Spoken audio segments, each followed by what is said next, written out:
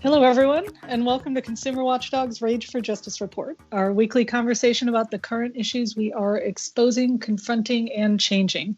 I'm your host, Carmen Balber, Executive Director of Consumer Watchdog, and my guest today is Kyle Ferrar. He's the Western Program Coordinator for the FracTracker Alliance, who has been our close partner on a project to map and expose the extent of oil drilling and fracking in California and hold the Newsom Administration accountable for it. Welcome, Kyle. Hi, thanks for having me. Absolutely. You maybe want to tell our listeners just a little bit about who FracTracker is? Sure. So I'm the Western Program Coordinator for the FracTracker Alliance. We are a 501(c)(3) nonprofit. We work with grassroots groups and frontline communities to bring them detailed analyses, graphics, mapping analyses, and other resources that they can use for their frontline fights for protecting their sovereignty from oil and gas operators, to help explain data from regulators. And if you check out our website, FracTracker.org, you can see the many analyses that we do. We work internationally, but the majority of our work is focused in and around the West Coast and the East Coast of the United States, although we do a good amount of work in Colorado, New Mexico, Texas, North Dakota as well. And that analysis is just so useful because it's public data, but data that most people could never parse or understand the implications of on their own. So we're so glad to partner with you to create that visual expression of where oil and gas wells are being drilled in California on our joint website, which is called newsomwellwatch.com, for people who might want to look at the map, see what new oil wells and oil permits have been granted in their neighborhood. And it's interesting to have Kyle on the show because he was actually the very first guest on the very first episode of the Rage for Justice Report about 9 months ago. And back then, we talked about how we had taken a huge step forward. Governor Newsom had just frozen fracking in the state of California. And it looked like we could finally be on the track towards curtailing some of the highest risk, most unhealthy oil extraction in the state. But the news today, unfortunately, is a little less rosy. So maybe, Kyle, you could tell us about the new data that we just released jointly about new oil and gas drilling permits issued by the Newsom Administration. Yeah, Carmen, that's absolutely right. So at the FracTracker Alliance, we have been working with regulatory data for about 15 years now. And prior to that, we were working with communities, doing community-based participatory research to get this type of data to the communities. You know, when we started, it was a lot of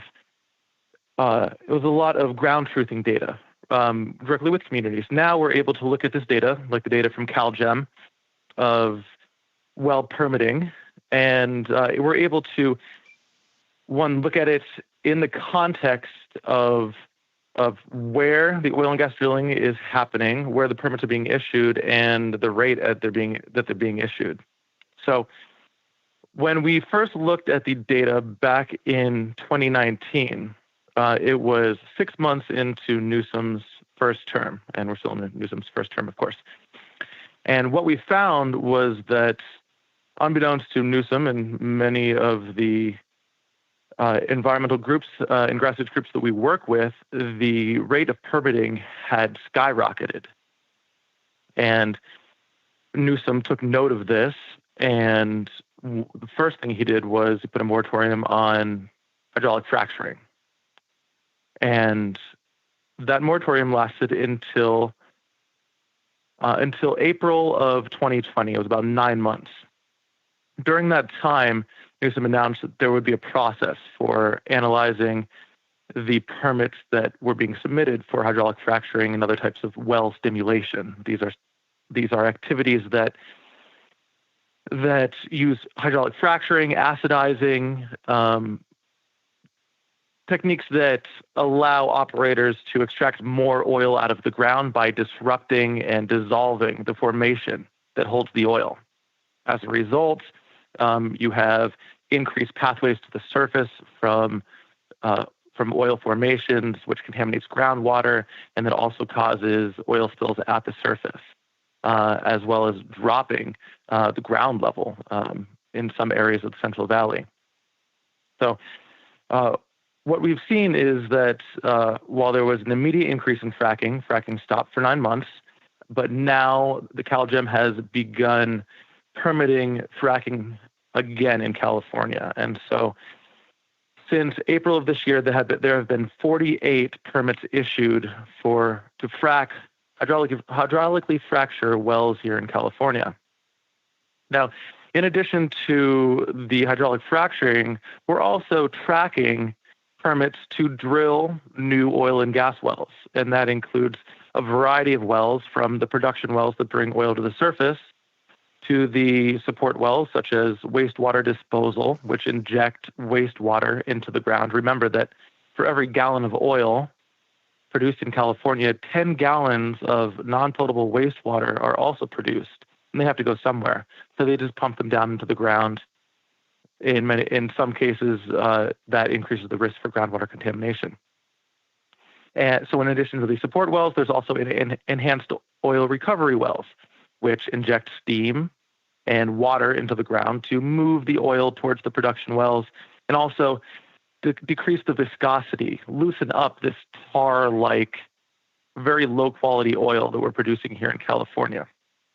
So what we find is that the number of wells permitted to actually produce the oil has greatly increased for the first 6 months of 2020 as compared to the first 6 months of 2019. So we look in terms of quarters because there are seasonal fluctuations in the data. So we wanted to be able to compare apples to apples. So what we see is that there's a 190% increase. The number of new production wells bringing oil to the surface, has almost doubled as compared to 2019. And in addition, the number of new drilling in total has also increased about a little over 9%. And that includes these other enhanced oil recovery wells and these other support wells. So we've got a increase of almost double in the number of new wells. We have new fracking permits issued in the quarter prior to this one, after a freeze had been in place for a long time.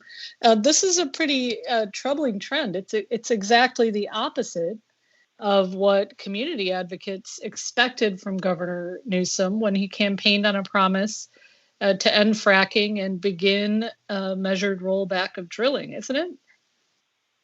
You're absolutely right.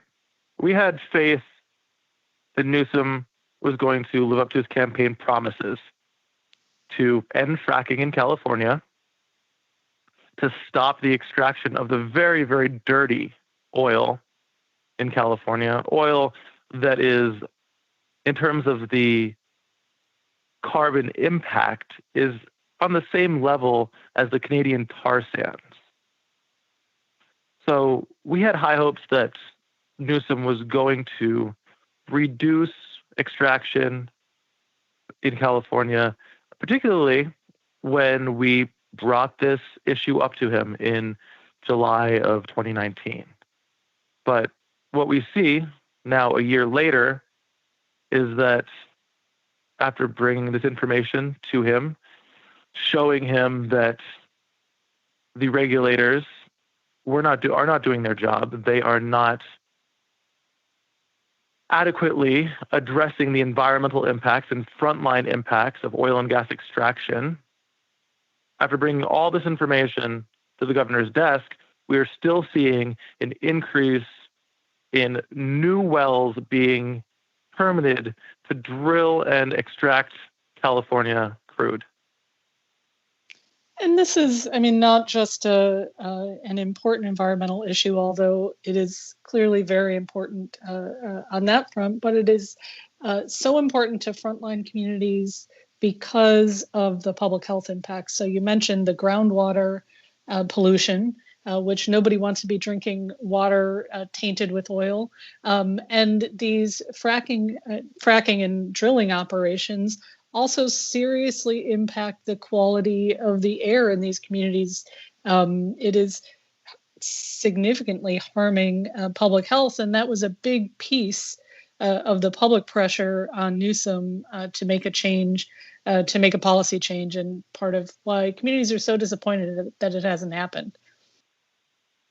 Right.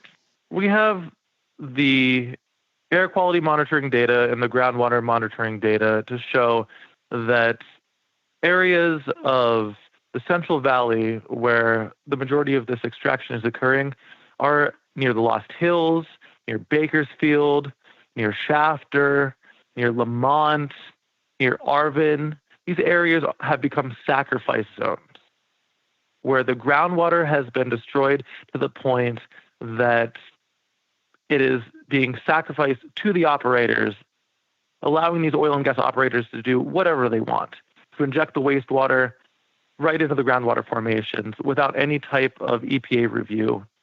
This has been the historical trend in California, to sacrifice these communities, particularly in the Central Valley, mostly Latinx communities, as well as areas of LA too. The groundwater in LA is largely unpotable in these areas.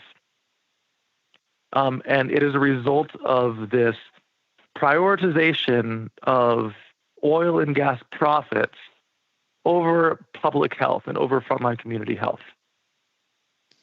Well, Governor Newsom made a big point on the national stage very recently when he filmed his little video from a fire zone talking about climate change in California for the Democratic convention, and so we'll be calling on him to live up to those promises that he's addressing climate in California where people are being harmed. There is maybe a good note we can bring in here, which is that just recently, in one of the areas most impacted by oil drilling, Ventura County, we had a new proposal just passed through the Board of Supervisors to create a buffer zone between schools and oil wells. Absolutely. So the institution of setbacks is the number one intervention that can be instituted to protect frontline communities from the emissions from oil and gas infrastructure. And the County of Ventura has taken the first step for California to bring in the most effective public health intervention possible.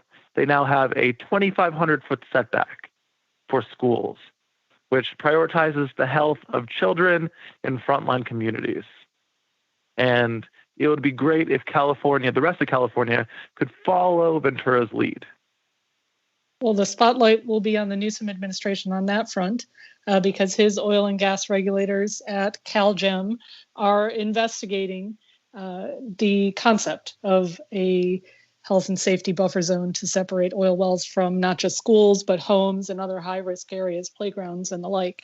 And so the spotlight will be on him to decide whether or not his administration will live up to those promises. So at least a big victory. It's good to have a victory out of Ventura County. It absolutely is. And this movement within the administration, within the Newsom administration, to develop these public health rules actually was a result of our 2019 report, last July 2019, identifying this increase in fracking permits and new oil and gas drilling permits. So as a result, Newsom said that we need to develop these public health guidelines in order to protect frontline communities. So FracTracker and Consumer Watchdog are both actively engaged in the rulemaking process to hold regulators accountable and hopefully institute setbacks. And they are absolutely on the table. Well, that is perhaps a good note to end on, a reminder to the public that when you agitate for new rules, it is sometimes a long fight, but we do make progress. And that was the pressure on the Newsom administration to begin this regulatory process. So good job to you and to all of our listeners who engaged in that fight. Thanks for joining me, Kyle. Thank you so much for having me, Carmen. It was a pleasure. Absolutely, we really appreciate your work on these issues, and glad we can collaborate. So we'll send anyone who wants to learn more about the recent uptick in oil well permitting to newsomwellwatch.com, where they can see where those oil wells have been approved and if they're near their own neighborhood. And remind everyone, as always, to subscribe to the podcast on iTunes, Stitcher, or wherever you get your podcasts. Thanks for listening. This has been the Rage for Justice Report. I'm Carmen Balber. Have a great day.